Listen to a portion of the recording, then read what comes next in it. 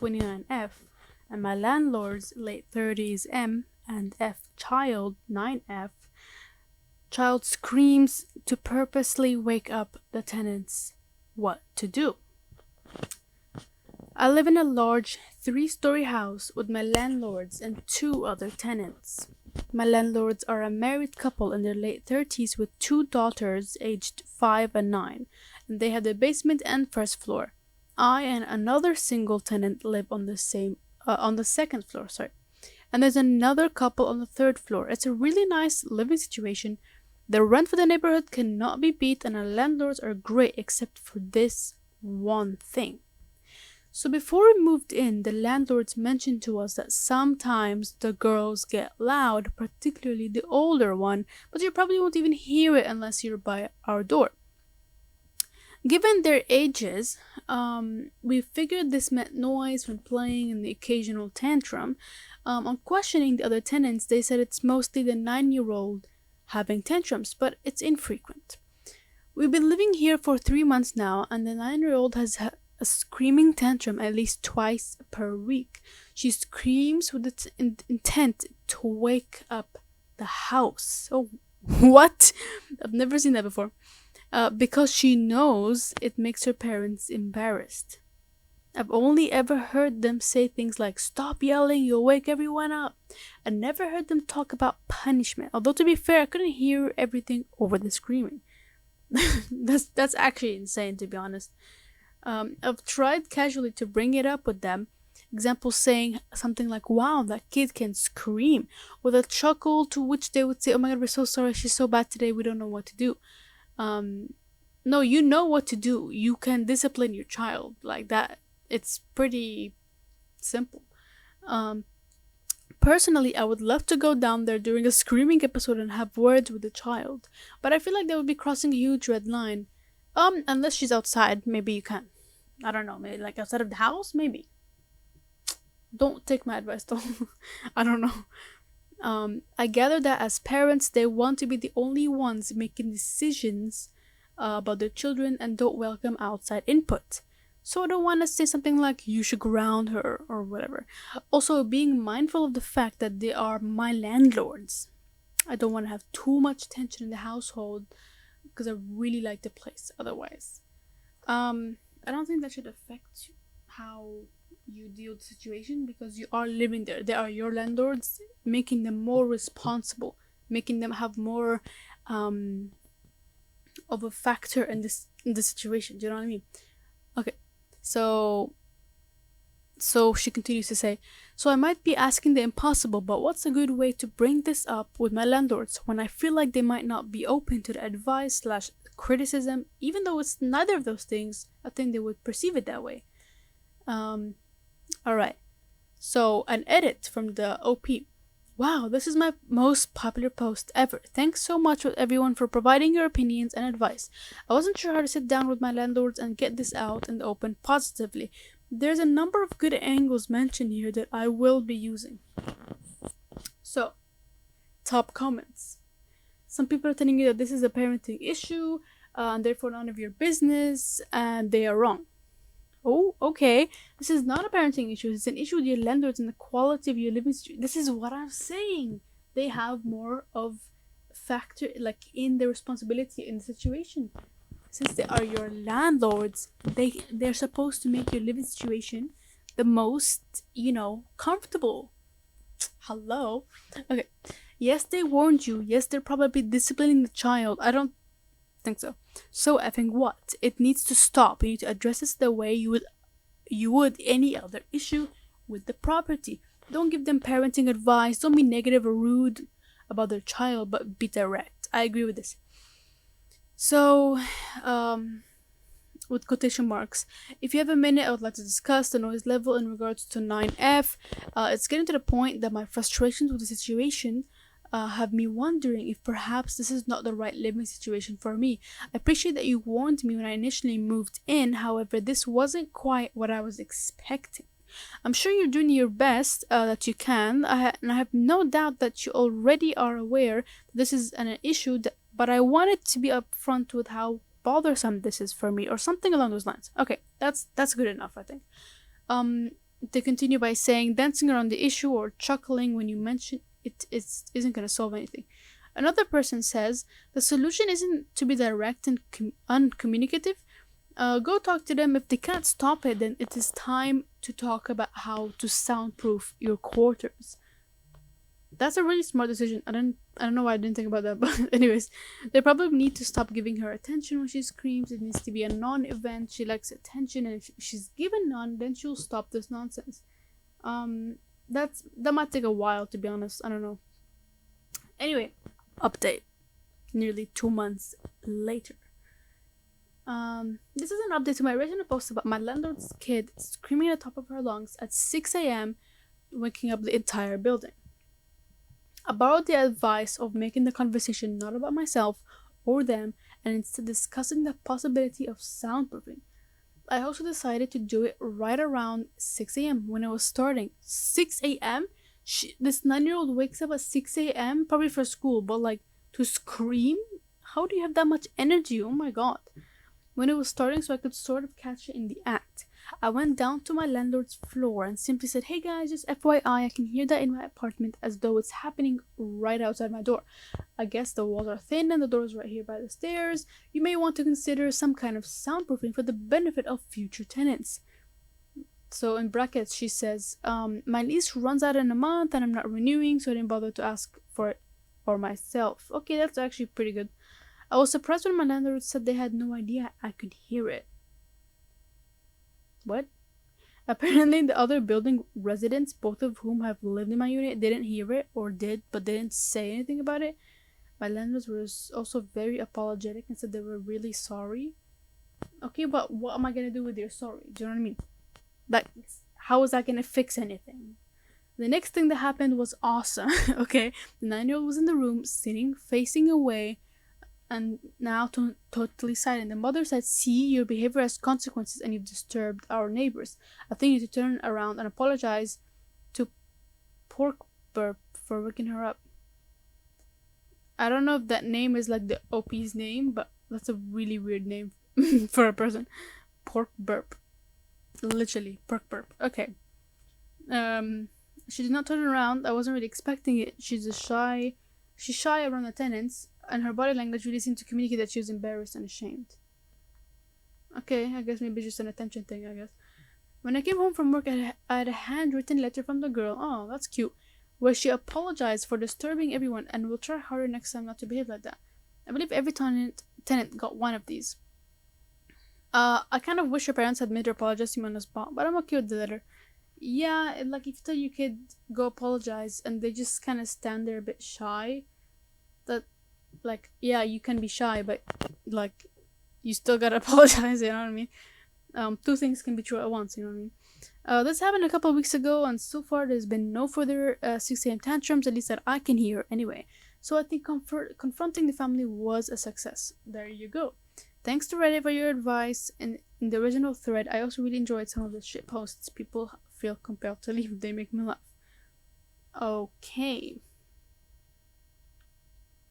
Okay, so an edit for the final little segment of this, and then we move on to the next story. She said, "Thanks for the Reddit gold, stranger." Okay, whatever. Some people have pointed out that a 9-year-old apologizing through a letter as opposed to on the spot isn't so bad considering she's 9. I was thinking that too. I was thinking probably they didn't want to be too harsh on a little kid. Very shy kid, of course. I don't know. In fact, it might be an even bigger punishment because she would have to sit and really think about each letter. That's really good. There's something I didn't consider, and when it's framed that way, I agree that it's sufficient. I thought it was like printed, like she handwrote one and then scanned it and printed it many to hand out to the people. That's what I was thinking, because like efficiency. Come on. All right. Some people also think my OP was about what? My OP was about asking whether or not to discuss the issue. What do you mean my OP? Oh, original post, not original poster. I'm so confused. But anyway, was about asking whether or not to discuss the issue with my landlord, but it was actually about how to bring it up in the most non-offensive way possible. As some people here have mentioned, some parents can be really sensitive to anything that seems like criticism. I wanted to minimize the possibility of them turning around and trying to make this about me versus them, since that's not what it was at all. Okay, we're done with that. I think that was really well handled. I think she said it in the most like nicest way possible. But let's move on to our second story. Okay. This one says, waiting to wed 9 years. I, 29F, have been with my partner 30M for 9 years. Wow. Okay. So she was 20 and he was like 21. Okay. And from the jump, I said I wanted to get married and have kids. He told me he did too. I feel like this is foreshadowing that he might be like, oh, I don't want anymore. You know what I mean? Anyway, to say I love this man is an understatement. I put him on such a high pedestal, which was probably always a part of the problem in our relationship. Yeah, you should never put anyone higher than you. You should be equal to them. Do you know what I mean? We moved multiple times for my career, and I always assumed it was coming. However, it never did. We had many conversations about it, and he told me he didn't. What?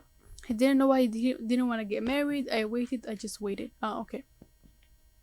At one point, he had a ring from his family, and I was so excited. I'd run around the house when he wasn't home, wearing it, loving the idea that it was finally happening.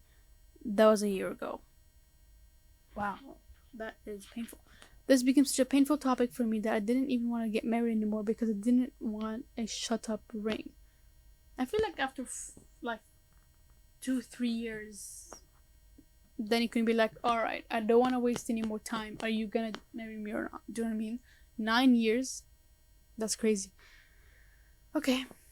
And I felt like such a cliche. The girl that is badgering her boyfriend to marry. Yeah, you should. Because you didn't have the boundaries to be like, this is when you should do it. If you don't do it by this time, I'm gonna go. It's not strict. It's called self-love and self-respect. Anyway, I ended it yesterday. Oh, very good. I'm devastated, but I know this is right. I know that another 9 years will pass and I'd still be waiting. Reflecting on this, I'm not mad at him. Maybe I should be, but I'm not. What I'm recognizing is I have zero self-confidence, like none. And that is what I'm feeling most. Just this emptiness because I put myself on an island. I figured I must be a POS because the man I loved didn't want me. I don't think that's how it works. She said, I know that's not the truth, but it's what I'm actively trying to hear from. It has nothing to do with you. Like, it's the same thing with like people who cheat. It has nothing to do with the person. It's to do with them personally. If they don't feel like they're adequate enough to be married, they're not gonna marry you. It's probably a good thing. Like, even if someone says, "Oh, I'm not good enough for you," no, like that's kind of telling you the truth. To be honest, it's not like an empathy spiel. You know what I mean? Anyway, I know this will take time, and I'm devastated. How did you build back up your self-esteem and self-worth in the beginning? So, update. I'm with my folks now, and my mom, and I read through everyone's comments last night. She actually printed them out for me and tucked them into my backpack. I hope you all know that this has been such a lifeline. I'm so very grateful. Tomorrow, my amazing parents are driving 10 hours with me to pick up some of my stuff and my dogs, and I'll be living with them over the summer. I'm excited to fully dive into my work and imagine a new future. Okay, that's great. Very weirdly, yesterday I was driving in Silver Springs by Fleetwood Mac came on, and whilst I was working at a coffee shop, it played twice. I knew it was probably Sirius XM doing what it does, but I took it as a sign. I don't know that song. Maybe it's about breaking free or something. I don't know what sign that got, but okay. So someone said it's time to put yourself on a pedestal. Exactly. And then someone replied to them, yep, 28, 29 is when your life actually starts. It says perfect time for a rebrand. I decided to get my shit together at 25, and now I'm 28 and I'm the happiest and healthiest I've ever been. I can't wait for my 30s to see how I'll continue to grow. Now that OP has ditched the dead weight, she can lock in and find a serious person. Rooting for you, OP. So OP says, thank you. It ebbs and flows, but I think more than anything, I'm excited for the next chapter. I'm a PhD student. Wow, mashallah. So I'll fully be able to focus on that without waiting for someone to come home or like me. Very good. Commenter 3 says, good for you for taking control of your life. You should have left the first time he told you he didn't want to get married. Do not let him back in. He had a decade to make you his wife and chose not to. So anything he says now is meaningless. Invest in individual counseling to help you figure out how to move forward and recognize healthy relationships. And then someone replied to that by saying, therapy definitely helped me and unpack my life different after ending my 8-year wait. It crushed that the last 5 we were engaged, but he kept moving the goalposts. Yeah, even if you were engaged, like the point is to get married. You know what I mean? Not just engaged. So yeah. OP says I was always so quiet about this with my therapist because I was embarrassed. But when I finally told her what was going on, she said, I'm going to take off my therapist hat for a second and tell you clearly you deserve better. Oh, okay. That's a really good friend. Like, not just a therapist, that's a good friend right there. With the amazing support of my friends and family, I'm starting to believe that. Okay. So, okay, so there's a lot of comments over here. Alright, so basically, OP responds to a longer thread on how her ex took the news when she ended the relationship. Did he step up to fix the relationship or is he depressed? And then she said he didn't see it coming. It was a 6-minute convo and I haven't heard from him since. We both struggle with our mental health and I've reached out to his close friends that I don't know what is going on. Okay, update 2 weeks later after that. Y'all, I'm not kidding when I say that I'm doing so much better as everyone predicted. He called and it was just so unimportant, but what came of it? Back, you know, I was interrupted, but I'm back. So, y'all, I'm not kidding when I say this, that I'm doing so much better. As everyone predicted, he called and it was just so unimportant. Okay, so hold on. I already said that. Okay, but what came of it was that he never respected me. See, it's about him. Like this is what I'm saying from the beginning. It's about him, not about you. It's never about the victim. It's always about the person who does the action. He never believed me when I said I was hurt or that I would leave. Wow. He really thought that you were so low.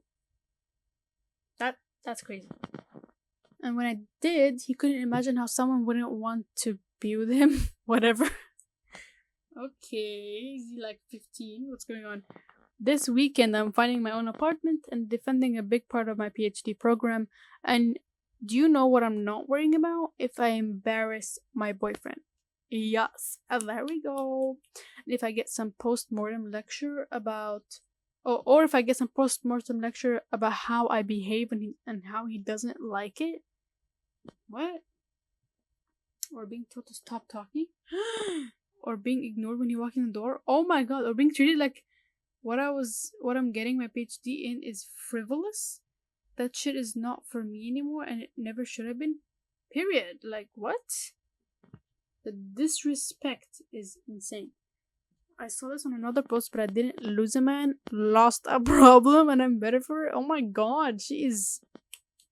There we go. Someone said, the thought of a guy whom you have to worry about, embarrassing, who lectures you about your behavior, who thinks your PhD is frivolous, gives me an ache the size of Mount Everest. There we go. So happy you're rid of that dude.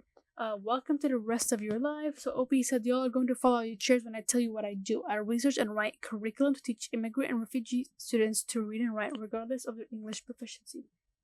Beautiful. Genuinely great work. Okay, so someone else said have a long... Oh no, first Sorry, I'm all over the place.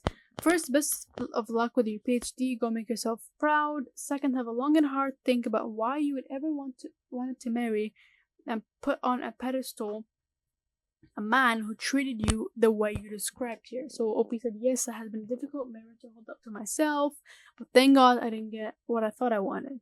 So another update 4 days later. I officially defended my qualifying exam and it went amazing. Here's some highlights. I was invited to be included in a book.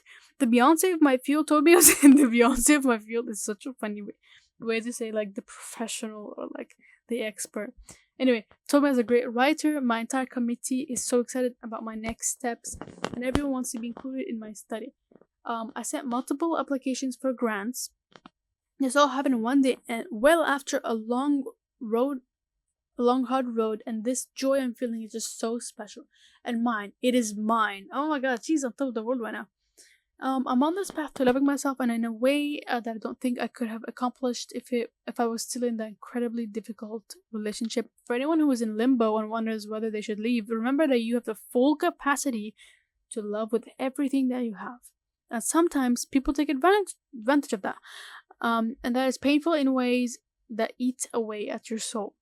That is, believe I know, but bro, I feel like I'm losing the words every time I look up at the camera. So do you know what? I'm gonna ignore you for like maybe 2 minutes. Okay, deal with it. So believe I know, but love you have can turn inwards, and you will be better for it. I promise. This is coming from someone who's still in the thick of it, and I still feel like choosing myself was worth it. I'll forever be grateful to the sub for helping me and being my cheerleader during this difficult time. I was actually so excited to tell all of you, and I will be active on the sub, giving the same support you all gave me. Thank you, thank you, thank you. Concluding comment. Okay, I'm missing up for a complete stranger on Reddit. Good for you, and thank you for updating us. Ladies who lurk, this OP is a case study about how there's more to life and more to you than some guy who thinks it's okay to jerk you around for years with his BS. OP said, yes, no one is saying any of this is easy. It isn't, and it broke my heart, but I now know that I can pick myself up, and I'm slowly building more and more internal security and trust. Okay, so I feel like this is enough for the first ever episode of my podcast. Technically, this is very similar to, my other Reddit videos, but this format is a little bit different. Like, it's not like I'm expecting you to actually be watching the video, and it's just a bit more fun that way. Do you know what I mean? Like, I can just hold the microphone wherever I want, speak to you like you're right here, instead of having to be like, alright, let me worry about the editing, let me worry about this and that. Anyways, what other stories do you guys want me to read? You can actually submit it, like give me the link in the description, in the comments, and then I will save it for the next time I make a podcast, like an episode, maybe tomorrow, in 2 days, however long it takes, and I'll read it and I'll tell you guys what I think about it. So yeah, thank you for watching. Bye.